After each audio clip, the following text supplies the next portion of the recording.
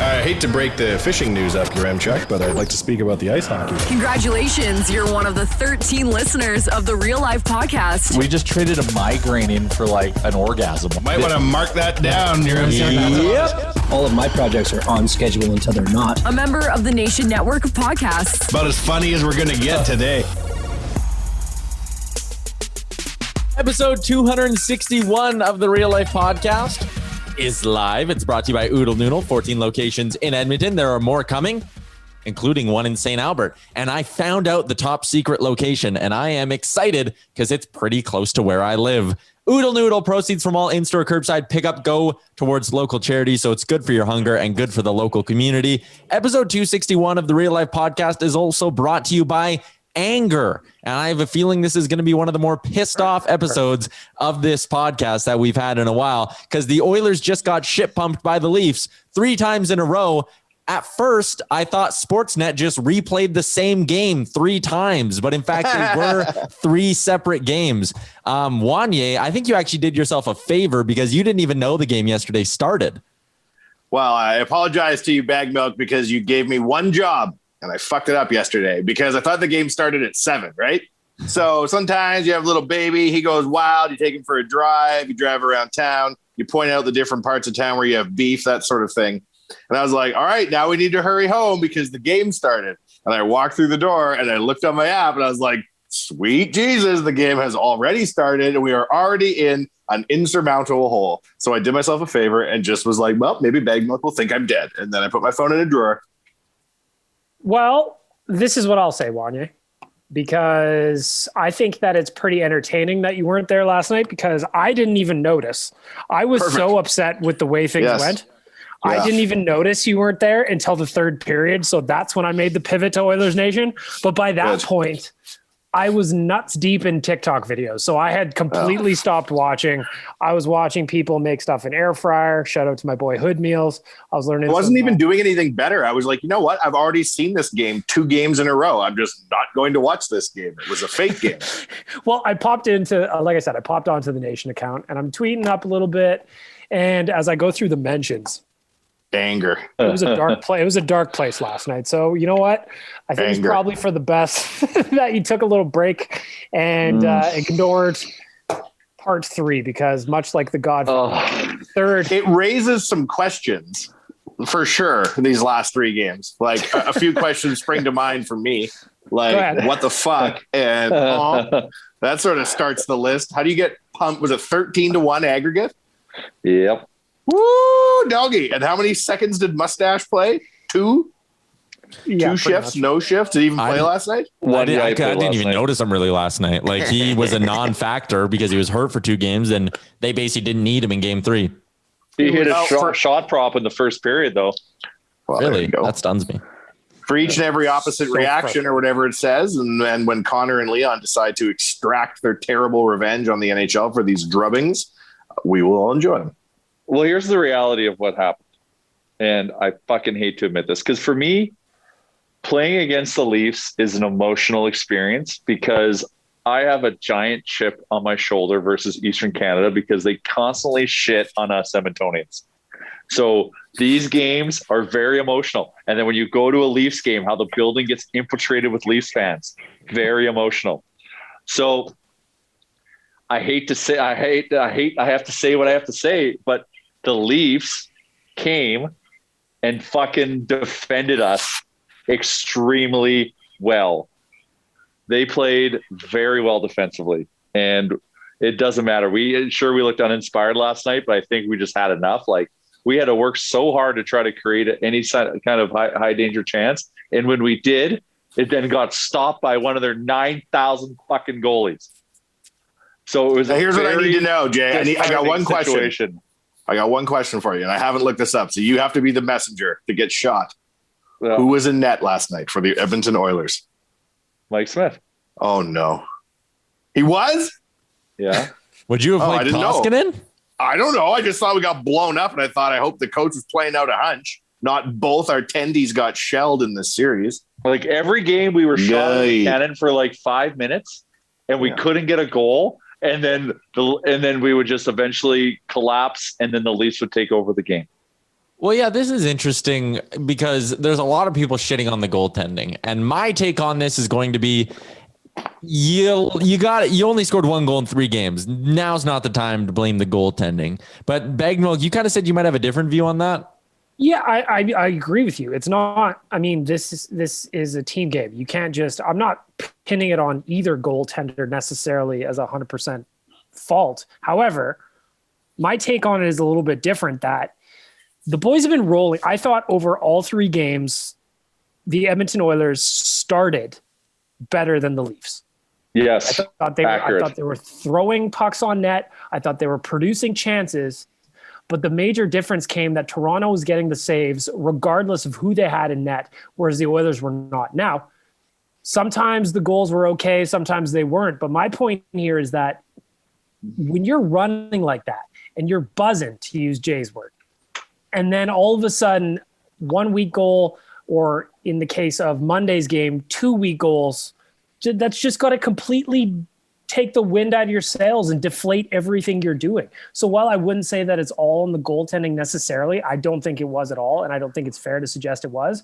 I do think that if they had been able to get an extra couple of saves, especially early, then maybe we wouldn't be talking about a complete shit kicking like this. Because it just looked like, especially on Monday, it just like after that second goal went in on Koskinen, it just looked like the bench they were quiet. The shoulders were slumped a little bit. It was just kind of like, fuck, here we go again. And they just could never get back on track. And I just think that it was an aggregate. There was a lot of things that went wrong, death by 1,000 cuts, if you will, but I don't think the goalie should just get a free pass, because I do think that they threw up. I mean, they poked holes in their own dinghy a couple of times. I feel like that Monday game, and I guess it is to shit on Mikko Koskinen because he was the goalie, but to like essentially only give up 2 shots in the first 14 minutes of the game, and they were essentially is what it worked out to. Like, and 2 goals on 1 shot. Ain't never in my whole life. Right. So that is deflating, because the team is playing actually pretty hard in front of you to allow it to only be that many shots. And granted, we can't solve that goalie, but if we can get that first goal in that game, and like momentum is a powerful thing, you get those saves. Like it as opposed to taking wind away, it is adding wind to the sails. Like that could shift the game. But like, yeah, like it's tough to like, cause like I'm with you. Like I want to beat up on the goaltending a bit, but like our offense also has to fucking perform. But I also understand letting 2 goals in on your first 2 shots is absolutely deflating and tough to bounce back from mentally. So it was such a fucking disappointing week. If you're playing the Leafs, the best team in the North Division, you can't be down by 2 or 3 within fucking half a period. You're not going to win like that. And no, it's not all the goalie's fault. There was plenty of errors to go around. Oh, yeah. Zone coverage was a joke. Tyson Barrie is an adventure out there at times, despite what I like him doing in the offensive zone. I just think that it was an aggregate of a lot of people playing like shit. And while I think I tweeted this last night and I wrote it in the wrap up, I think a lot of people are wanting to tug on the Leafs nuts right now, and rightfully so, because they're playing well. I don't think the Oilers played well, and I don't think the Leafs would have won all 3 games had they been even playing a fraction to what we saw last week. Yeah. You know who I've seen enough of for one lifetime? Willie Nylander with his football-shaped head, his punchable face, his long-ass hair. The hell out of here. Yeah, little shit. Every other goal is Nylander. Do you like his nickname, Willie Styles? Seriously, though, he's got a football head. Like Stewie Griffin? Yes, with long hair, like Meg Griffin. He was good. He torched the Oilers. Fuck. I just, it was frustrating. I think the Leafs, I don't know. I'm maybe a bit of a bigger, I don't want to say fan, but like, I think they're clearly the best team in Canada now. And they kind of proved that. Like the Oilers, there were stretches where they played good, but the Leafs just knew the system of keep them to the outside. Don't let anything get through and they can't hurt you. So I think that was a big part of it as well. The other thing too, like I'll say it on the podcast, but I'm not really going to say it anywhere else. because the Oilers got shit pumped 3 straight games, so you can't complain about the officiating. But are you seriously telling me that the Leafs played 2 games where they didn't get a single minor penalty? Yeah, exactly. Like, what the fuck? Like, And in unrelated news, 2 shutouts, eh? Fuck. well, like, are you fucking kidding me? You're telling me that Edmonton legitimately took, like, whatever it was, 9 more minor penalties than the Leafs in 3 games in a league that is notorious for having its officials always be like, gotta keep it even, gotta even out the calls here at some point. Oh, one call goes, okay, the next call's got to go the other way. And this is the series they decided they weren't going to do that. And then when the Oilers power play does get chances in game 2, it's fucking terrible. But I was sitting up in the press box and I was like, I can't believe this. Like, some of this stuff, the Leafs were getting away with interference wise, setting picks in the defensive zone. Like, it was embarrassing. I wrote that last night in the wrap up too. It's just like, okay, I'm not going to complain about the refs too much because the Oilers played like trash. However, gotta be fucking kidding me that the Leafs didn't do anything to merit at least a single penalty. Yeah, there's gotta be fuck out of here. Yeah, it's oh god. There's just so much that went wrong in this last week, and it's so disappointing. And I really want to believe in my heart of hearts that the Leafs were just red hot, and we were just really not ourselves after coming out of a giant heater and all these other fucking things. Refs being weird, all this stuff kind of added up to just the fucking shittiest experience of my life in the last 7 years. Wow. That was the worst time of your life. Well, I'll tell you. So I'm at work today. And I'm talking to someone. 9/11? No, not 9/11. I also said in the last 7 days. But I thought you meant the last 7 days was the worst time of your life. No. Oh. So I'm visibly upset. I was having a conversation with someone, and mid-conversation, they had to stop and say, "Jay, are you okay? You seem off." And I'm like, "Really? I do?" And I had to like do some soul search. And I'm like, "Oh yeah, I'm just really pissed off." Because like this is the hockey gods, you know. We were having too much fun last week, so they had to give us a check of humility. Oh man, we were having so much fun. Sorry, there's something going on outside my window that was incredibly distracting. There's just a little kid running laps around like a whole apartment complex, and like now it could be your kid. Don't look him in the eye. Well, he's not, but safe play. Every like 45 seconds now for the last like 3 minutes, he's just like vroom, and like gone one way and then like around the corner, and he's just going. Well, this is how they make contact, your Chuck. Get away from the window. Lie down. Can I say one thing about the game? Okay, sure. And then I'll get to my take. Go ahead. If there's one, have you ever? Wait a minute. Did you say go ahead? Then you started go talking. ahead. Go ahead. No. Go ahead to myself and Leia. Go ahead, Chris. Talk now. Have you ever seen a team with so much confidence that it seems like they can do anything they put their mind to, and it comes so easily, and for it to change so fast and so hard to a team that looks like it has no idea how to play the game of hockey? That is a fucking problem, man. It was wild. I couldn't believe it either because like it was like on to Chalmers, to your point, on Monday, it was like everything's gonna come easy, no problem. And when it did, they were like, well, what the fuck? And then as it went into game 2, it just got worse and worse. And then last night, I would have almost bet that the Oilers were gonna get shut out last night because it just looked, they were so snake bitten, they looked so dejected. It was a complete 180. Leon Draisaitl's interview from the game after they beat Calgary or whatever, and he's happy and he's happy. Mike Smith, his interview, and he's happy, says, "Oh man, it's just fun to win. This is a great time right now." To their interviews, juxtaposed to their interviews 1 week later is just awful. Like I've never seen anything like it with a team on the highest of highs and go to the lowest of lows, and they better collectively look themselves in the mirror and figure out how to get the hell out of this, because those 3 games, man, that was what happens when you play a team that's built properly, built well, built to win. Yeah. It was bad, man. Built to win in the regular season. Yeah, I'm going to say let's pump the brakes on fucking tugging their balls a little bit because is that an expression? I've never heard that before. Get that mustache out of your mouth. I'm trying to that I've heard before. You know what? Don't blindly just support. Like blind support at all times. Like support at all times is great.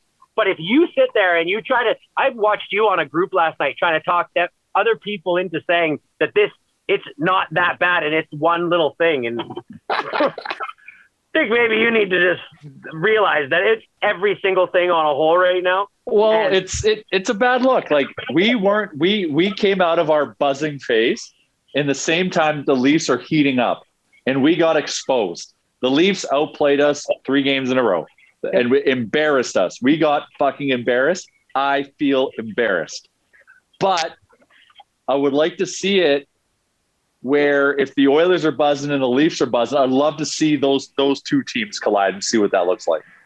yeah, so It's hard. Go ahead, you Josh. hope this is a moment where they can go through this adversity in the middle of the season and learn from it. That's all I want from this. But if this happens again in 15 games, I'm going to be looking at my son like I do every night at the dinner table and be like, why do I have to yell at you about the same shit every day? Why can't you just learn from it? And then we can have a peaceful dinner.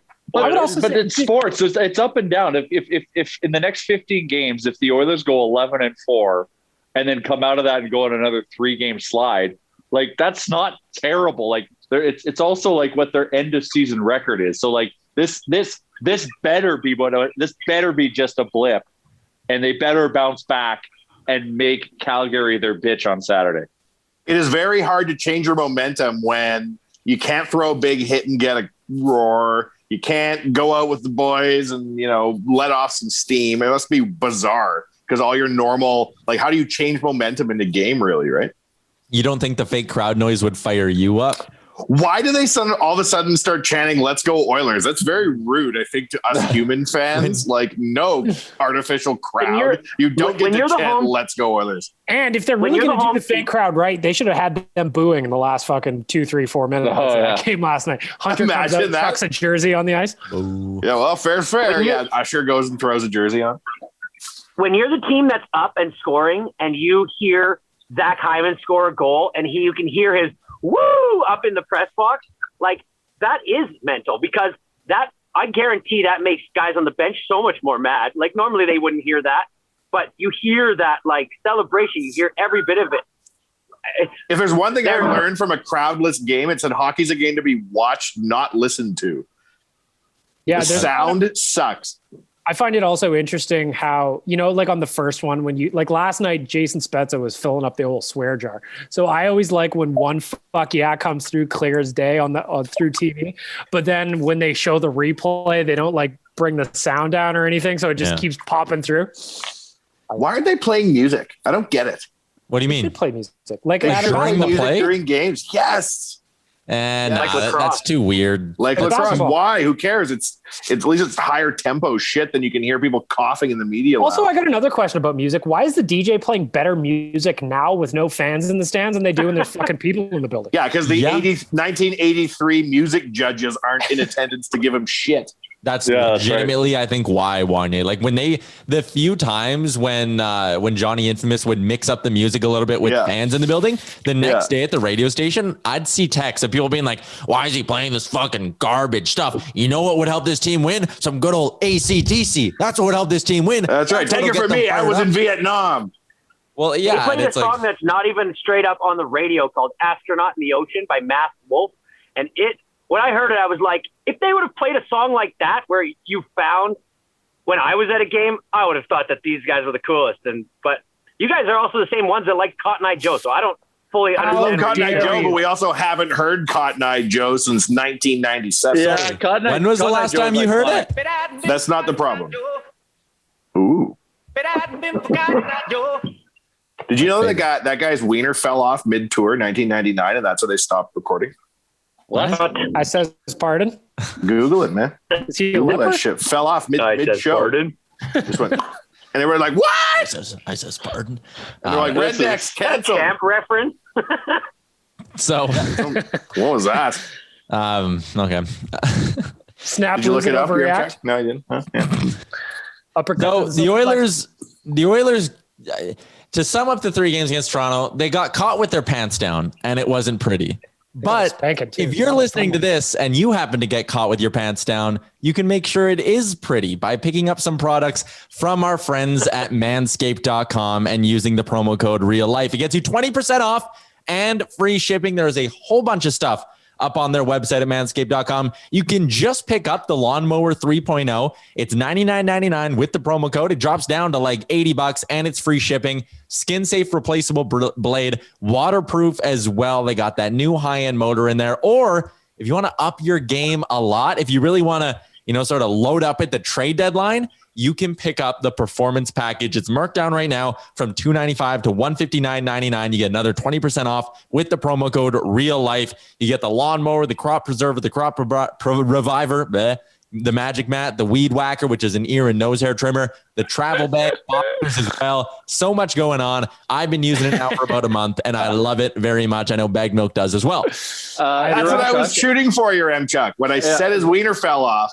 it was an alley-oop for you to do a manscaping segue.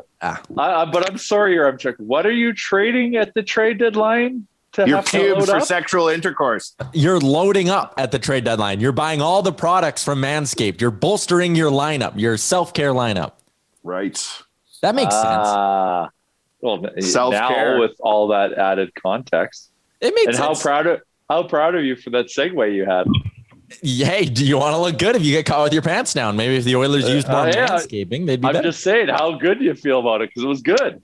Yeah, I liked it. I thought that was a really sharp one. And if a lot of you wild animals out there get a manscaper and it's your first time in the pandemic, do not put that shit down your sink. You will clog your sink. Yeah, that's Chalmers' home tip for today. Someone don't clog your sink. Maybe invest in a loom if that's the case, Ooh, make yourself a fine rug. Yeah. That's the real pandemic way. Waste nothing. Real nice. Waste not, want not. Cod piece. I'm not worried about going bald. I've been growing a toupee since 2008. I've been selling merkins all pandemic, homie. Would it be ironic to make a cod piece from your own pubes? For later in life? It's like freezing your eggs. Yeah. It would just be like when people sell their hair, It would just be like, I've been making merkins this whole time. Your M-Chuck? Do you know what a merkin is? No. In medieval times, you'd get some sort of STD and all of your hair would fall out. So you would wear a pubis wig called a merkin to impress people and give the impression you totally don't have VD. Why the hell do you guys know what a merkin is? Because we care about medieval sexual practices, Chalmers. Yeah. And how did he just give you an area? How did this all lead into a perfect spot for that merkin knowledge?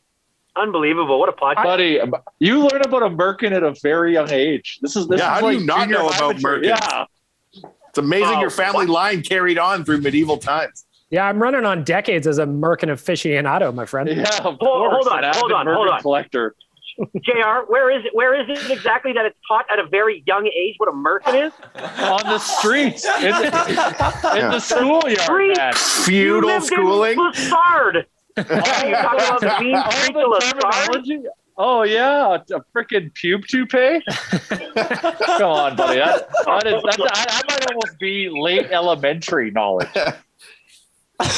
Oh, my. I'm going to teach my kids now what a merkin is and tell them, says, hey, your hair looks like you got a merkin on it. And I guarantee the other kid has no clue that burn is actually legit fire. But then educate them, and then they can go to school and share the word and be very cool for doing it. I was going to do that with my kids. Like I said, I was going to equip my kids with the information. Yes, merkin and it has to be passed down. It has to be passed down. You could offer some context too. Like back in the day, it would be like the medieval equivalent of throwing some cool flame decals on the side of your Cavalier. Merkin. I don't think anybody did that. I was a proud owner of a Cavalier. I had the Z24 package put on it, but no flame. Man, it was a fly whip. Damn, that thing was awesome. Yeah. Rims, boom.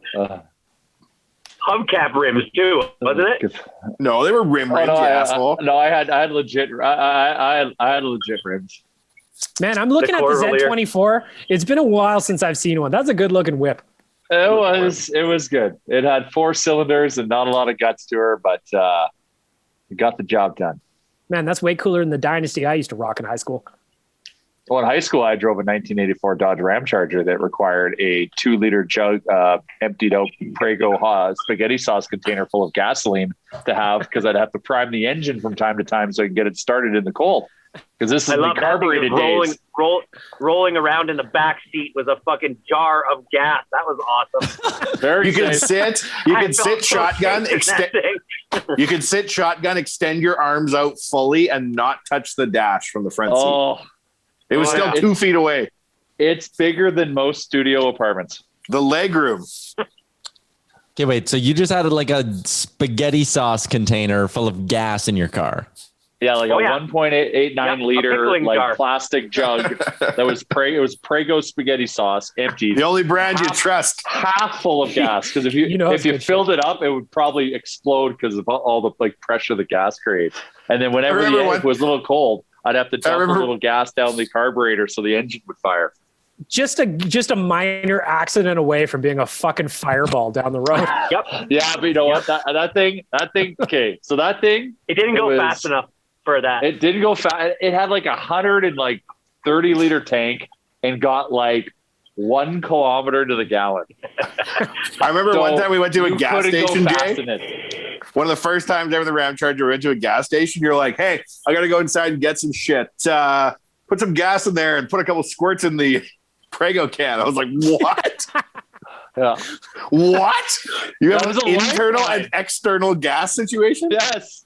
So you Yes, would just yes. like walk me through it for a second. So you're filling Yeah. up, and then when you're done filling up the tank, you just pop the Preggo can down on the ground, top that baby up, and then throw it Well, in the Couple back. clicks. First of all, I would never fill Fill that up the tank because tank. Yeah, I couldn't what? afford What it. is your- That'd be like, how rich is like he? $150. $150 in your 18. That especially when I'm working 1 shift a week at Safeway, like that's 3 months of wages. So I would live that. Believe it or not, I would somehow drive that thing. Put $5 at a time, and I'd try to get 2 days out of it.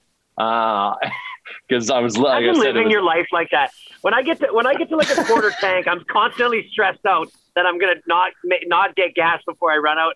He was without sensors driving it with $5 gas. in all the tank feel, and trying. all feel. All feel. I could feel it. Oh, I've got such a good joke But hey, about you you, always- Chalmers. You always had the Preggo can if you did run out of gas. I think it's funny. And I But don't. anyways, yes, bag milk. I would go put in $5 for the tank and about 5 cents for the Preggo jug. That's life in the fast lane is what that is. Well, it was a lifeline, man. Life Got in me the out of a direct lot lane. of jams.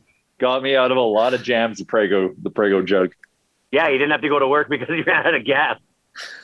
Built-in Jesus. excuse. There's a Getting that lot thing going on. crushed was the mistake of a lifetime, Jay. Yeah, well, it's yeah. I You got kids Rush these him with days, that. you have Chuck.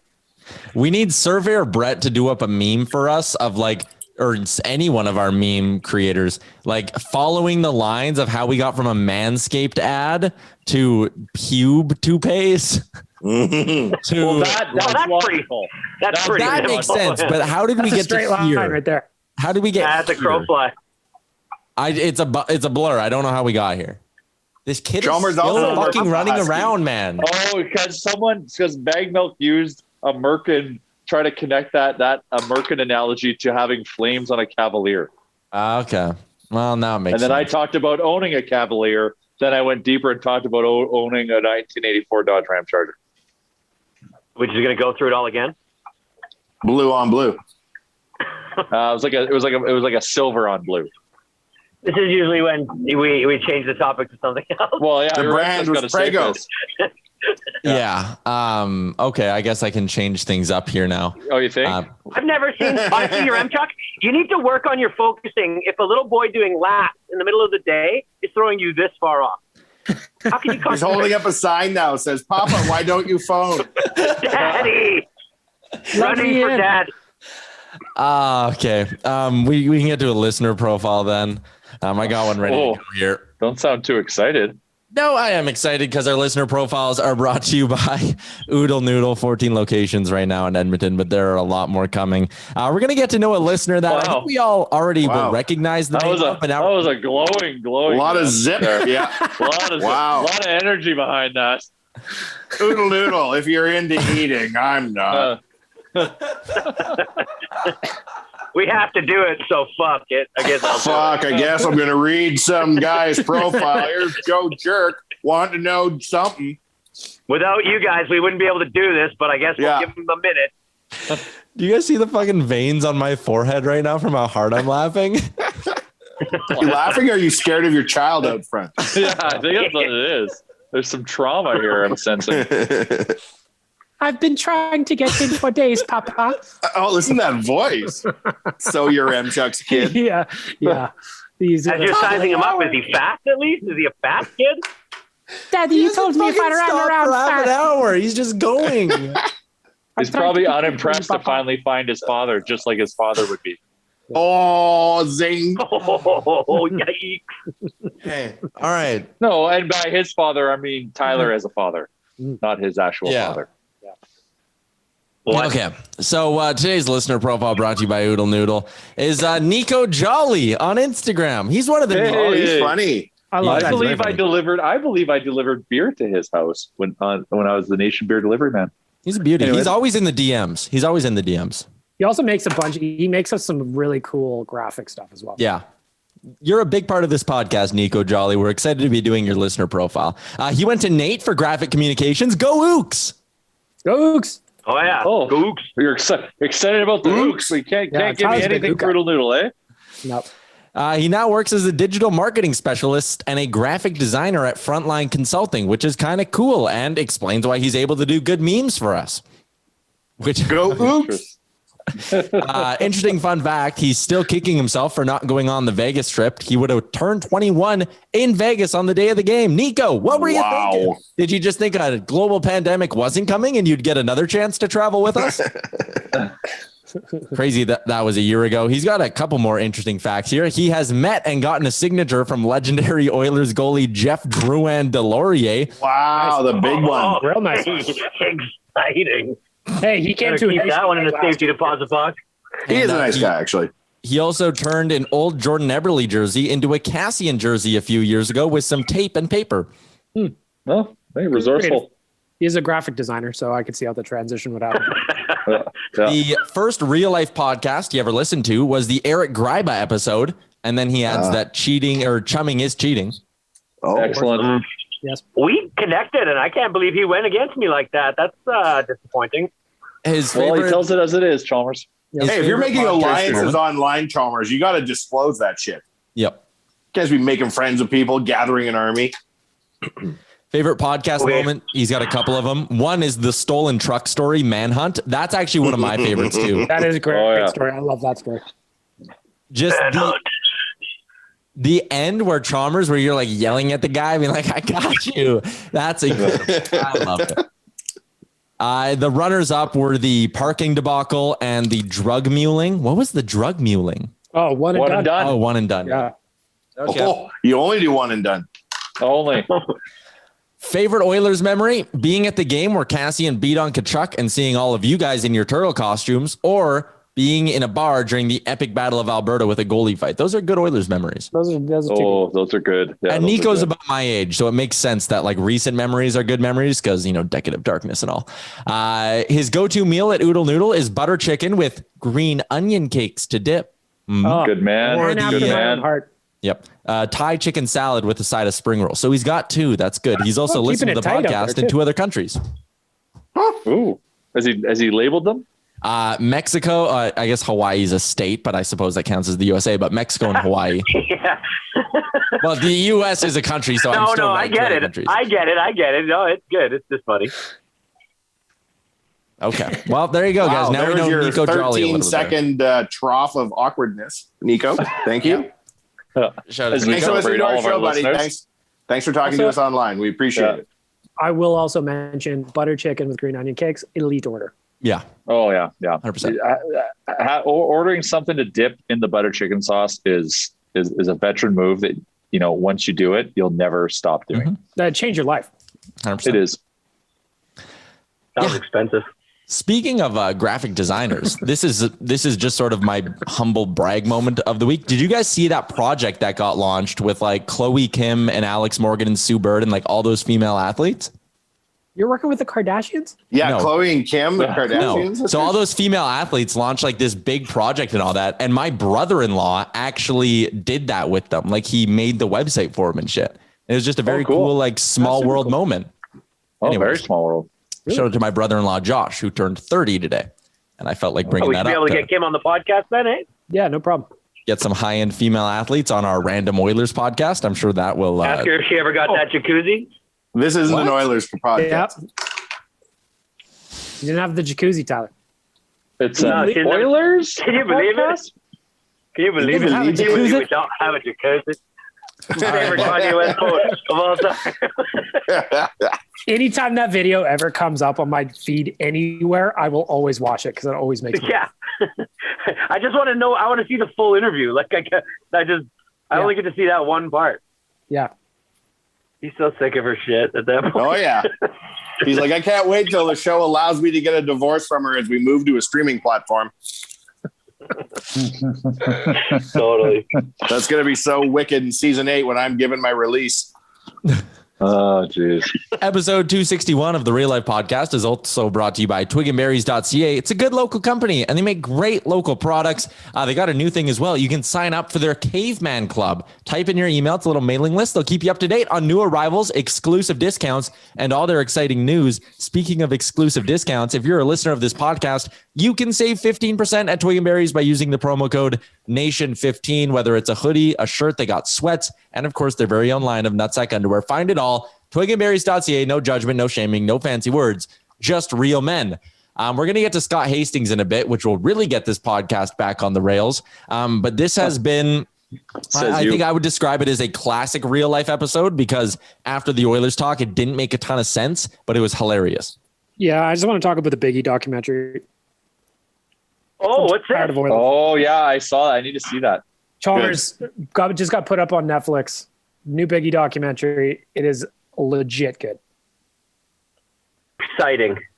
I'm just into Defiant Ones.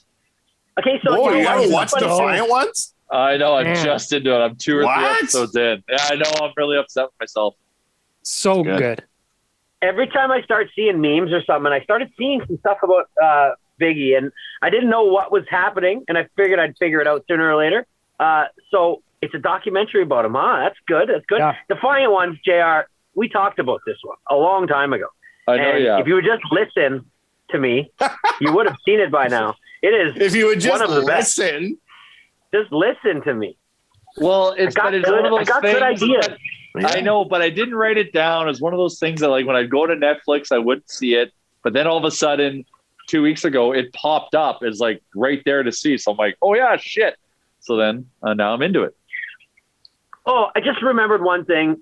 This is super off topic, but that seems to be par for the course on this episode. Your M-Chuck, you sent me a picture of a DM from Twitter, and it was a dude who was asking a construction question. And I had zero idea how to reach out to this person. Yeah. And so I'm just going to say what his problem was now. Okay. You got like 5 minutes till Scott Hastings. So give her 5 minutes at Chalmers Construction Corner. He'll take 20. It'll take 1 minute. So he said that one of his windows in his house had vapor, like water, in between the panes of glass. This happens regularly, and it is not a good thing. So what they do when they build windows like that is they put argon in it. It's just a vapor. But in between the two windows, whether or not you have triple pane or double pane, which is noble gas, I believe, as well, Chalmers. Oh, yeah. And, yeah, what? Shut up, Bag Milk. I have this problem, too, at Wanye Manor. Go ahead, Chalmers.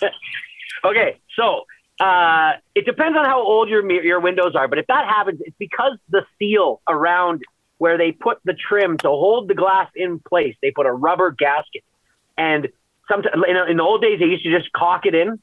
But the minute that seal goes away, the gas will leave and you will get a void in there. And it is a perfect place for the heat and the cold from the inside and the outside to mix and create a water vapor inside. So what this person was asking was, what do I do?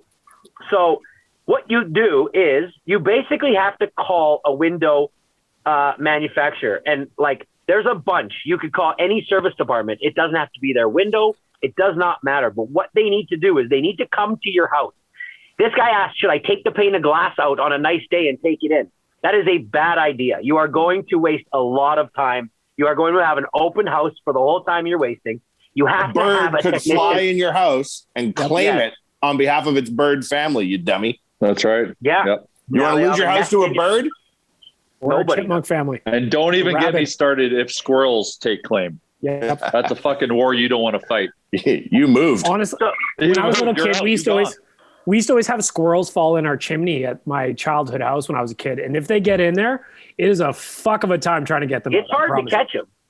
Oh yeah. There's a video on Instagram that I saw of these people that were trying to catch a squirrel that came out there, and it got out and it freaked everybody out, and it was quite funny.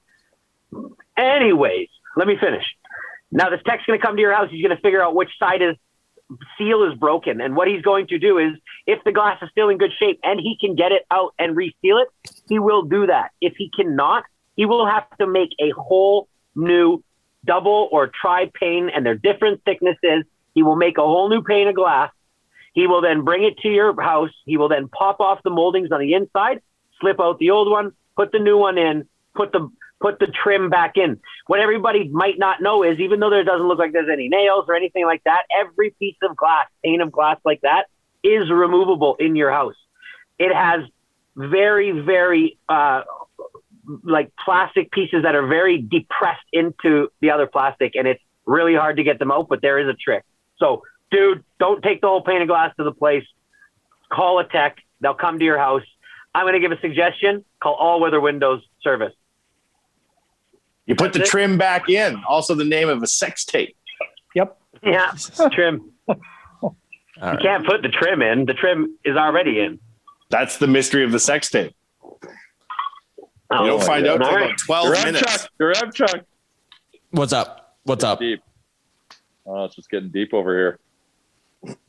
Thanks, Chalmers. I legitimately have that as an issue as well. That's good A stuff. lot of people do. People like the Chalmers Chalmers construction corner. Yeah.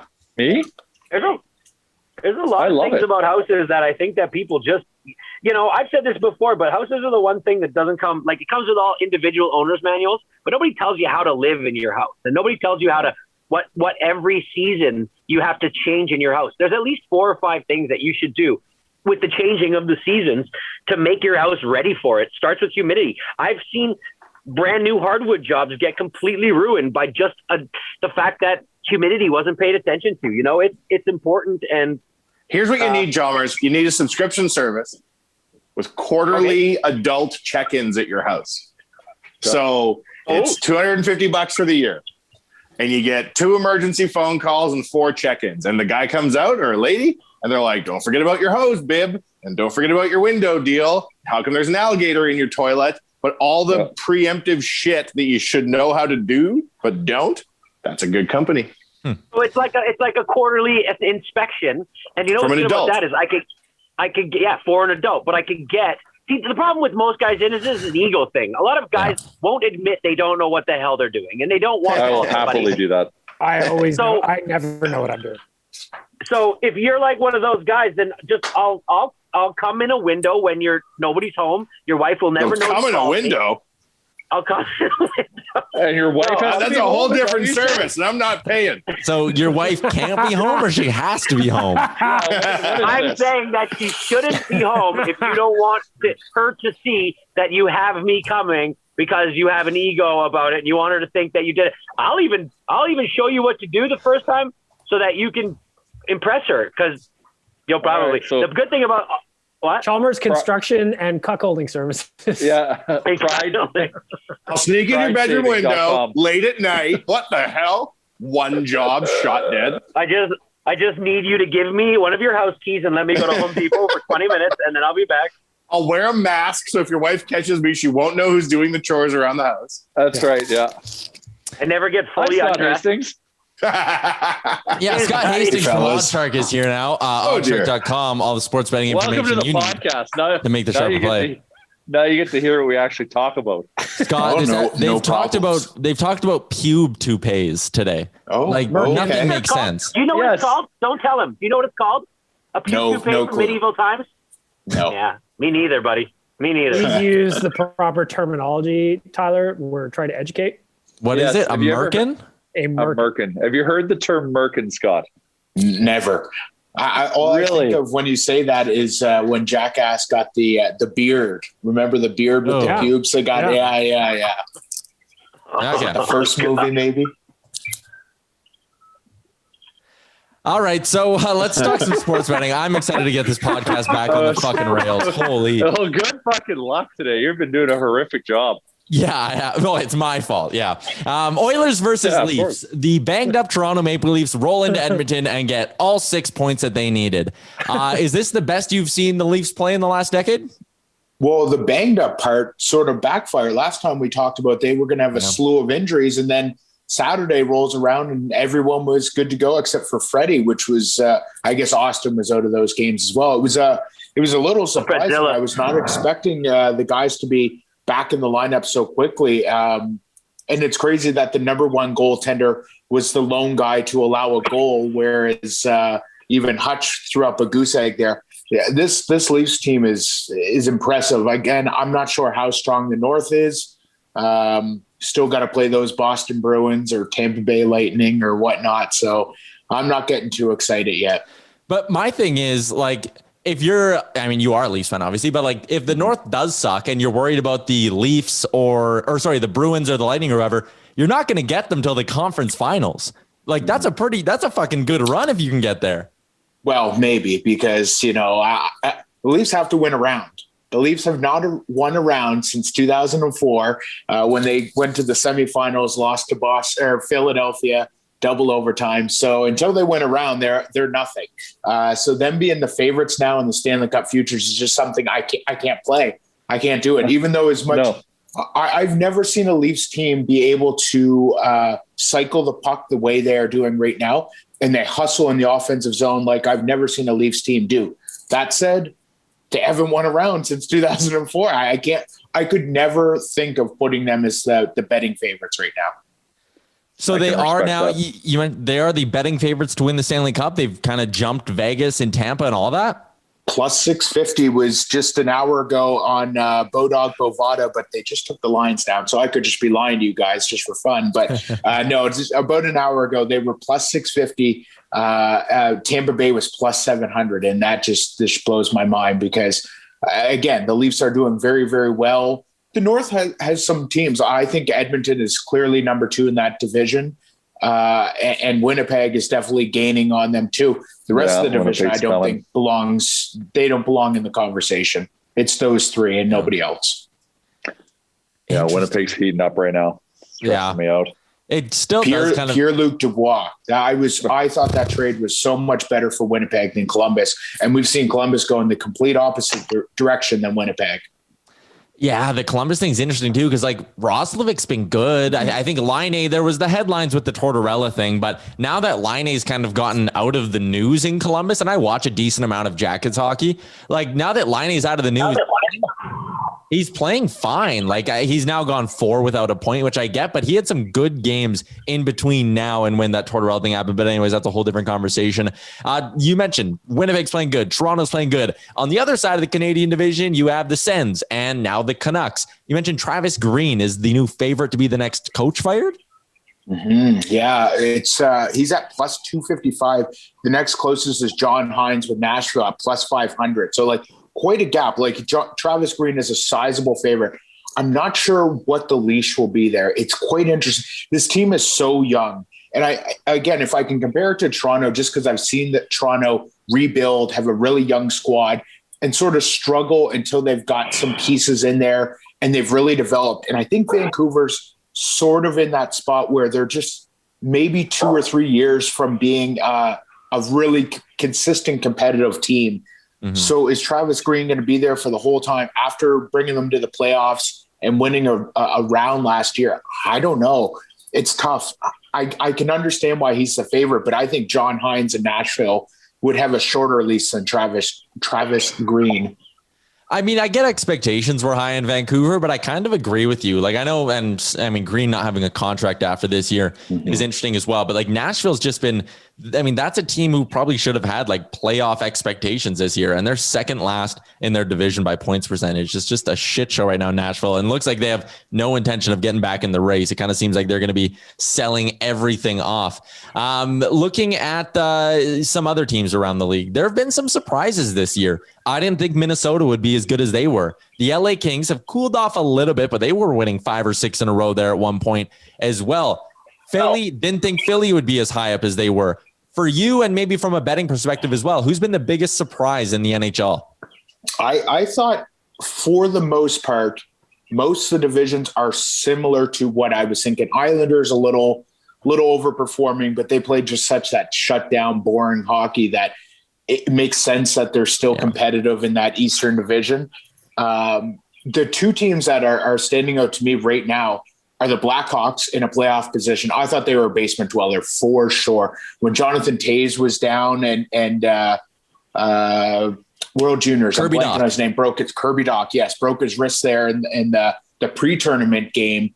I thought they were toast. They didn't have a strong, even with Toews and Dach in the lineup, I didn't think they were that great of a team.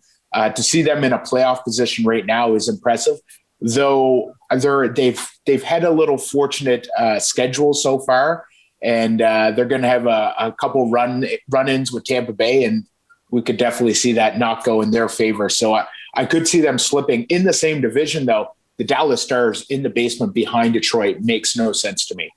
I can't believe this team was so competitive last year. They have a lot of talent all over the ice, and there they are, 6-7-4 with 16 points. And it's absolutely wild. What's interesting for me too is that in most years I'd sit there and go, well, the team has games in hand. They have time to figure this out and catch up. But in this year with this condensed schedule, your games in hand are barely an advantage in my opinion, because it just means you're going to have a bunch of games to play in a short amount of time. Like Dallas is quickly running out of time to figure this thing out. Yeah, exactly what you said. I think they're 2-11 in their last 13. Like that's unacceptable, as you mentioned, in a shortened season. And it's 17 games in. Most other teams are in that 24, 25-ish range. So yeah, you're looking at 7-8 games behind everyone else that you're going to have to fit in the exact same amount of time. So I saw a clip last night in the Toronto-Edmonton game where if the Leafs were to make a trade, that they have 5 games in 12 days, a little window where they could make a trade. Dallas isn't going to have that opportunity. They're going to be jam-packed for the rest of the season. So even making a deal with the COVID restrictions and whatnot, I don't know how it's going to work in the States if they trade within in the States, but still Dallas is hurting in a big way. Now, Scott, as an Oilers fan, I have lost my shirt over the last 3 games. That's me too. I need to rebuild my bankroll. Mm-hmm. And I need your guidance and advice because I need to bet on something today or tomorrow that's not Oilers hockey. not bet with my heart. And I think this leads to like asking for what your parlay is, because I got to rebuild. Fort J has been run over and demolished. Yeah, well, it was part of my advice in saying maybe fade the Leafs. I didn't go all in on fading the Leafs. I thought they were going to be more banged up. And when I saw the lineups come out, I was like, oh, this isn't what I was expecting. Muzzin to be out, and Muzzin, broken bone in his face. You're like, oh, that sounds not good. Pretty serious. And then there he is like 2 days later playing. I was like, the hell's going on here? That I'll take a little bit of blame for that one, but I think it was just that they weren't as banged up as I thought they were. Even Jack Campbell, I thought he was going to be out for a lot longer. Anyways, I will never blame you for me betting on the Oilers. Don't worry. Scott, where were you to tell us that there was going to be 3 straight no point games for Connor? Where were you on that one, Scott? Well, I tell you, and what was the stat I heard a few weeks ago? That it was the first time Draisaitl and McDavid didn't score a point since 2017 or something in the same game or something. That happened earlier in the month. Yeah. Yeah. February. And then to have it in back-to-back, it's 3 straight games. So Draisaitl got an assist. Night? He got an assist. Okay. That's wild to me. And I thought Edmonton played okay last night. Good enough to win. I thought they just had a few defensive lapses that Toronto just pounced on and was able to put the puck in the net. I thought offensively, when Edmonton started to pressure, they were looking good, but that's the way she bounces, I suppose. Yeah. Anyways, 3-leg parlay, 4J. We got to go with these red hot Hurricanes on the puck line, -1.5. So that's coming in at about -120. We On like the the puck Jets. line, it's minus 120. They're playing Detroit. Yeah. Oh, okay. Yeah, exactly. We got Winnipeg over Montreal. Montreal can't win at home. And I thought Montreal is overrated when they were on that little win streak. I was like, get out of town. This is not a good team. They got a fast top line. That's about it. So I like Winnipeg as a dog at plus 125. And I like Buffalo plus 1.5. It's about minus 160. Okay, so just Buffalo against basically the Islanders. close. Yeah. Right. And then who screwed us in our parlay last week? Had to collapse in the last 5 minutes. Oh, wasn't it? Stars who brewed on furious. Yeah. I think it was the Stars let us down late, and of course now they're in the basement. So I guess shame on us for betting on the Star. I believe it was the Stars. I can't recall now, but we hit 2 out of the 3. Yeah, So we got it was close. That fucking collapse. Hurricanes plus minus 1.5. Winnipeg, and then we've got Buffalo plus Buffalo. 1.5. All right. Yep. That is locked in at plus 577 on my sports book. So I love it. Love it, Scott. As always, man, appreciate your time. Talk to you next week. Let's get it, fellas. Take care. Have fun. All right, there you go. That is Scott Hastings from OddsShark.com. All the sports betting information you need to make the sharper play, check them out, OddsShark.com. They got their supercomputer, which can help you out as well. All the betting trends. I am on OddsShark.com every single day. I also use it, and it's a sponsor of my pregame podcast. And my pregame podcast, Bet of the Game, which was doing good for a while, has kind of started to slip up here. I've missed on back-to-back games now as I was betting on a McDavid or Draisaitl comeback. That just never really happened. So I am now down half a unit on the year, even though I'm 13-12. But anyways, that's beside the point. All right, episode 261 of the Real Life Podcast. That was an adventure. I'm trying to think what I should use for like podcast promo. I'm not sure what to use for clips. Merkin. Yep. Yeah. Okay. Merkins, anyone? I don't even want to Google it though. That's the problem, right? Like I don't want to find. Yeah, it's rough. Yeah, you should Google it and take the safe search off. Wow. All right. I think I'm just going to wrap this bad boy up. Manscaped.com. You save 20% with the promo code REALLIFE. Twig and Berries is Nation15, gets you 15% off as well. Remember, Twig and Berries has a free local delivery in St. Albert or free curbside pickup. And Oodle Noodle, 14 locations in Edmonton. There are more coming. We talked about it a couple episodes ago. We'll keep you posted on those. And maybe soon we'll be talking about a Oodle Noodle in Calgary. All right. Thanks to everyone for giving me an hour of their time. I'm Tyler, your Rumchuck. This has been the Real Life Podcast. We'll talk to you again on Monday. Great job on making it through the entire hour of the Real Life Podcast. Don't forget to like and subscribe wherever you get your podcast from.